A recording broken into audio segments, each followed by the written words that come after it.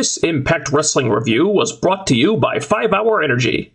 Try it, and Dixie Carter will staple Taz's mouth shut, forcing him to leave the TNA announce team forever.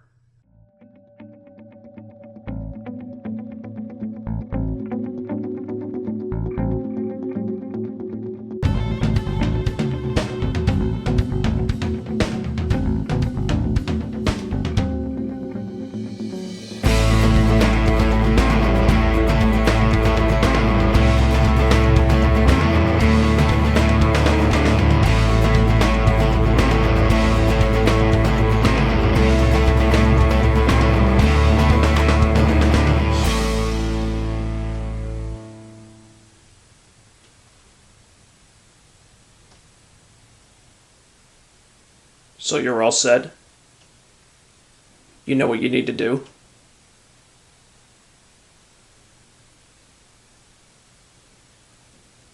Excellent. It's all falling into place. There'll be no turning back this time.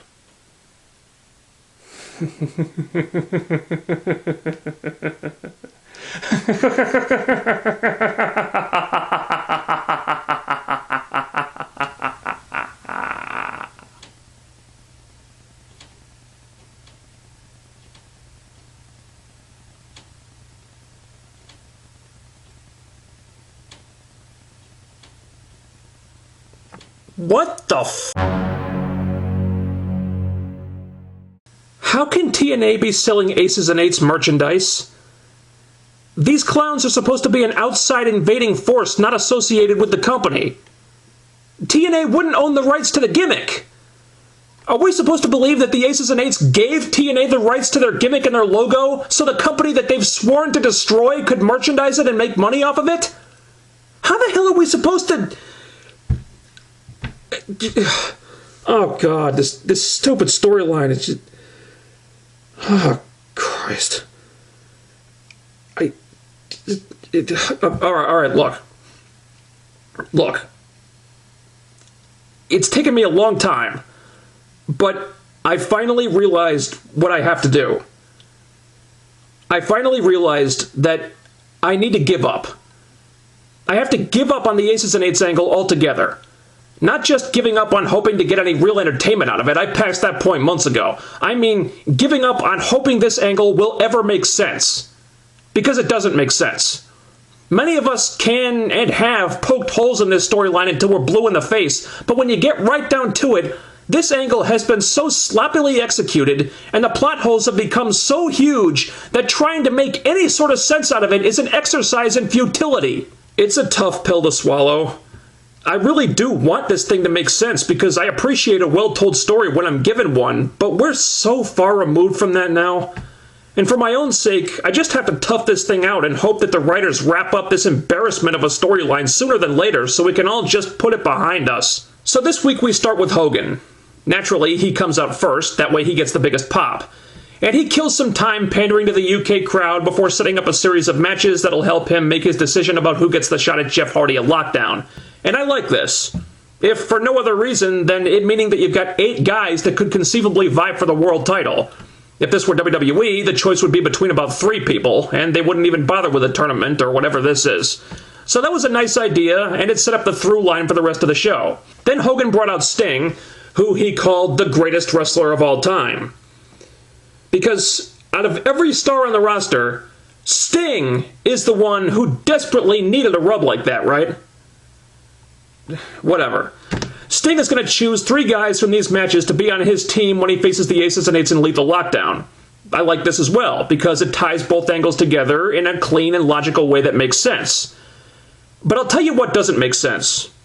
Sting thinking that he needs a team to beat the Aces and Eights. Sting has already single-handedly demolished this entire faction multiple times without help from anyone, and now you want us to think that he needs a team to help him do it again? Oh, what a bunch of bull... He doesn't need a team. He never needed a team to beat these jobbers. Just put him in a cage alone with them, he'll obliterate all 4 of them, the match will last 2 minutes. And to be brutally honest, the Aces and Eights have been made to look so incompetent that booking the match like that would make a hell of a lot more sense at this point. Christopher Daniels versus Magnus is the first of these 4 matches that Hogan set up. A nice match, pretty straightforward, with Magnus overcoming Kaz's interference to win. Magnus looks like they're gearing him up for a singles push, so you had to expect him to go over here. Plus, he's the hometown boy, and TNA like to put people over in their hometowns. That's another difference between them and WWE. So no real surprises here, but nothing wrong with it either. Magnus is super over in the UK, and he's got some momentum right now that TNA really should capitalize on so they don't pull a James Storm with him, so him going over here was the right way to go, I thought. The second match was Kurt Angle versus Samoa Joe, which I really wish TNA had made a bigger deal out of considering their history. I mean, this match main evented Lockdown, for Christ's sake. So a criminal lack of fanfare for this one, but the match was really good. Not up to what they were doing a few years ago, but that's not surprising. It's still a fine match. I love Joe no-selling the Angle Slam and Kurt Angle breaking out of the rear naked choke. Good psychology with them showing how well they know each other. And after they've gone for a while and they're both beaten up and exhausted, Wes Briscoe and Garrett Bischoff hit the ring.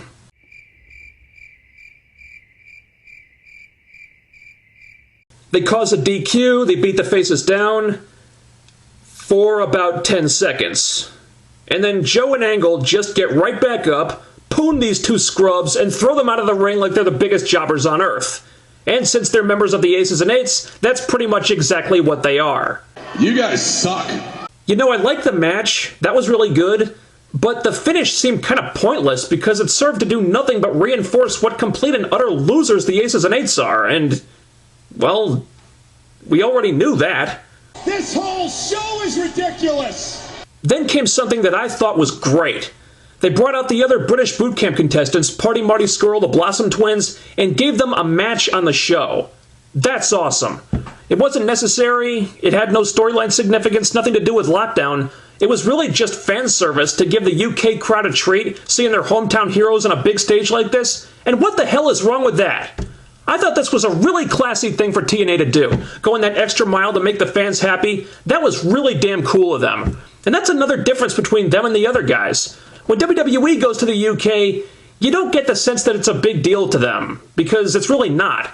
They don't bother with anything special. I mean, they might decorate the stage and put the TARDIS up there or something, but for the most part, it's business as usual, and they don't really do anything they wouldn't do normally. But here, you have TNA going out of their way to send the fans home happy, and people appreciate that. I appreciate that. You know, with stuff like this, I'm not surprised iMPACT kicks Raw's ass in the UK ratings almost every week. And as for the match... oh, Party Marty. Party Marty's incessant partying kind of got the better of him. Because such was his urge to party that he got a little too excited, overshot the suicide dive, and damn near killed himself. Poor Party Marty. Looks like Party Marty partied just a little too hardy. Because of this, I bet Party Marty was a little tardy to the after party, eh? Stop that! Okay. I like this a lot. So refreshing to see some new talent, some new knockouts in the ring, if only for one night.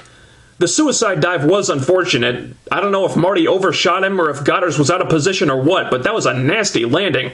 But aside from that, Marty easily outperformed Jesse Goddard for the brief time they were tagged in.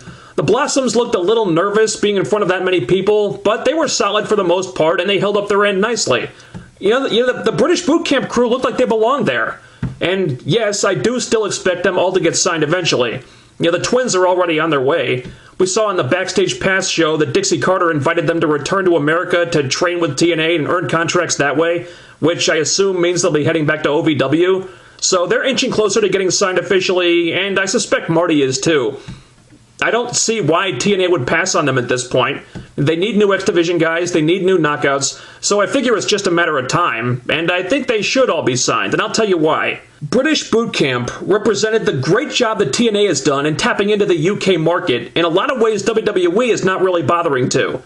The UK was the first foreign market where TNA was able to get their foot in the door. They do huge business over there. So it only makes sense for the company to take advantage of that by having a strong contingent of marketable British stars on their roster. But TNA shouldn't stop there. They can do more. They're beefing up their British talent base, so why not expand on that? They should have an Irish wrestler. They should have a Scottish wrestler. They go to those areas when they do the UK tour every year. So why don't they have a talent that fans in those markets can get behind? Look how much freaking heat Bad Influence got 2 weeks ago just by dressing up like Scots. Now what if TNA had a real, authentic Scottish wrestler on their roster? Just imagine the heat that person would get in the Wembley Arena. Ahem. Post-match, Gail Kim gets on the mic, and we get some pretty decent setup for a 4-way knockout elimination title match next week. That was done nicely enough. They hyped it up like it was a big deal. And yes, I have read the spoilers. No, I'm not looking forward to it. Destination? Horror. The third match of the 4 that Hogan booked was James Storm versus Bob Van Dam. It's a solid match. James Storm wins. Thank you. You're welcome. And then the main event belongs to none other than the Wet Dream Team. Yes! Yes! Yes! Yes! Yes! As it should. Anything less than the main event for these two would be a travesty, and they proved exactly why. If you could only watch one segment this week and watch it over and over and over again, it was this one. No recap is going to do this justice. This was just so awesome, I can't even properly describe it, but I'm going to try here. The match starts, and they do the finger poke of doom on each other, and they both no-sell it. When a match starts with a double finger poke of doom, you know you're in for a treat. And then they have a great match, and then at the end, they both do the Eddie spot where they smash the chair on the mat and then fall over. So they're both down, and the ref doesn't know what the hell to do.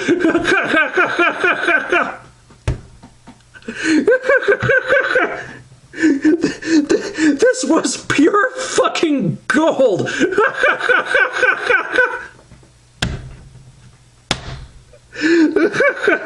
Oh my god, that was hilarious.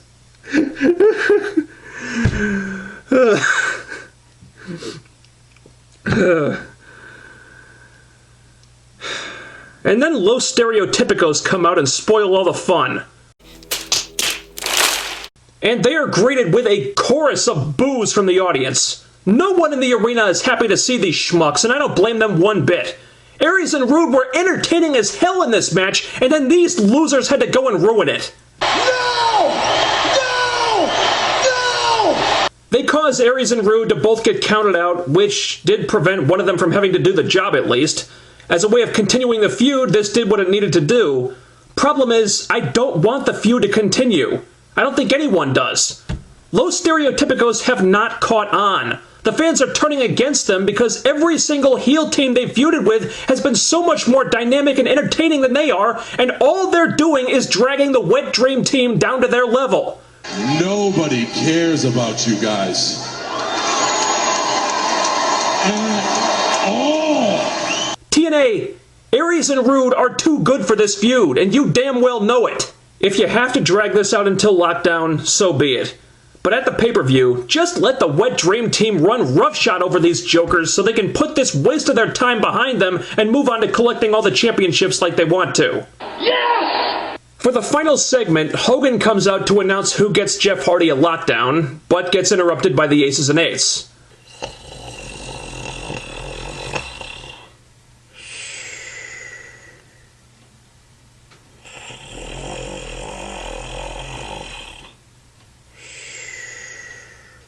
The Aces and Eights surround the ring, and then just kind of stick their thumbs up their asses and do nothing. Maybe they were scared, maybe they thought they couldn't beat Hogan 8-on-1, and with the way they've been booked like the biggest jobbers on earth for the last few months, that's not surprising. So they just stand there doing nothing as Bully Ray casually strolls out to the ring, then stand there doing nothing as Sting casually strolls out to the ring. And then, despite the fact that the Aces and Eights still have an overwhelming numbers advantage, they decide to run away like scared little girls. Because, let's be honest, that's exactly what they are. Really? You end the show on that? Come on, that's so fucking lame! TNA writers, the threat of the Aces and Eights attacking someone is no longer compelling. because they're not a threat, and everyone knows it. Hogan took out this entire faction all by himself at Bound for Glory, and that was before they were getting the jobber treatment every week. Are we really supposed to think that they pose any threat to him now? Give me a break. You people are fools! Even if they're hiding the fact that Bully Ray is one of the aces and eights, that's still no excuse for booking something as underwhelming as this. What a lackluster way to cap off an otherwise great show. This is how the world ends. Not with a bang, but with a whimper. And this was a great show. The crowd in the Wembley Arena was awesome, the pacing was good, the matches were good, we got some actual lockdown build-up finally. The only things I had a problem with were the sleep-inducing, half-assed way the show ended, and the post-heel turn Taz continuing to absolutely stink up the place in the announce booth. I almost had to turn the show off. That's how atrocious Taz is right now. He is awful. Absolutely fucking putrid. I got a factoid for both you guys. I got a boil on my ass. But if you take those two things away, this was a really good Impact that I enjoyed a lot. I love the UK tour. Love it. And this was easily the best of the UK shows so far this year. Let's keep that up and finish strong next week, TNA. Over. Out.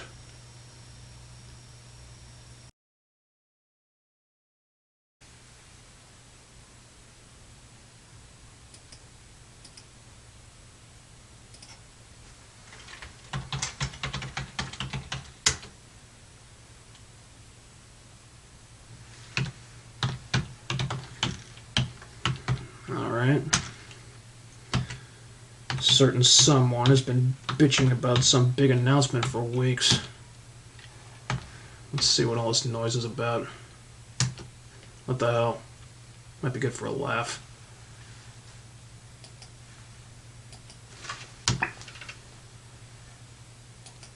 Welcome back, YouTubers, to a TNA Impact Wrestling review from the UK Wembley Arena. Well, no, technically it's from my house in Peterborough, with me, Mr. Parkin, with the shirt the right way around, and this guy's sitting next to me. Are you asleep, NJ, or are you awake? I can't really tell by your expression.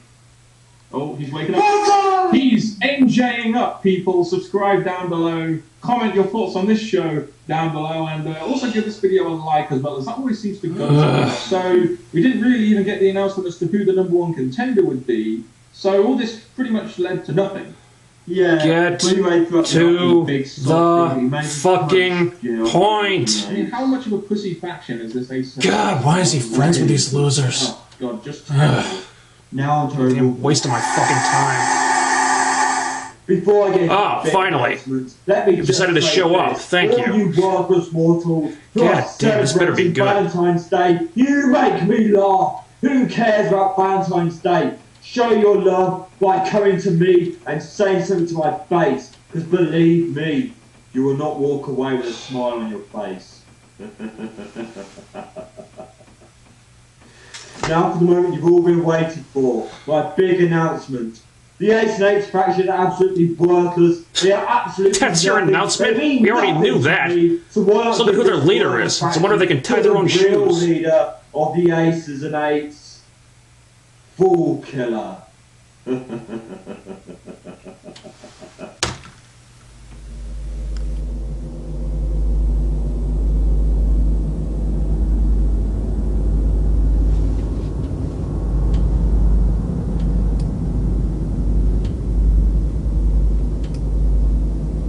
Not give this worthless faction to the real leader of the Aces and Eights, Fool Killer.